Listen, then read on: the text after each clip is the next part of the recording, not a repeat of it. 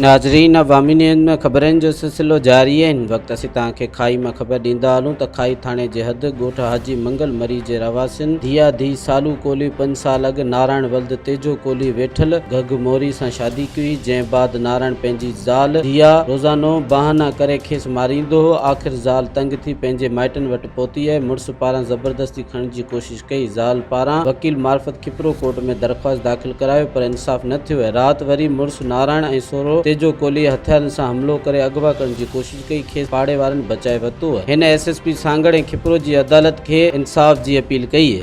दिया नालो आहे मुंहिंजो।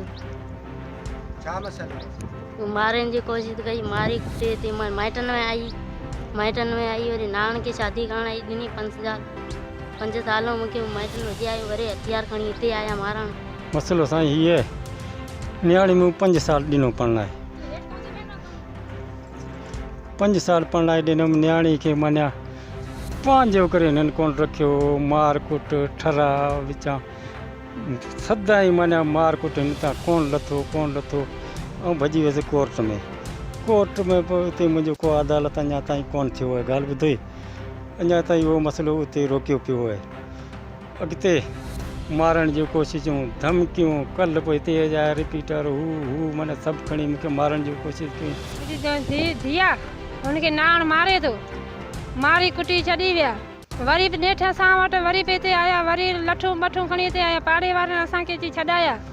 हीअ मस वेठो आहे जुॾे, हुतां भॼी वरी अचनि था। 3 ॾींहं कोन था थियनि, 4 ॾींहं कोन था थियनि, वरी अचनि हिते।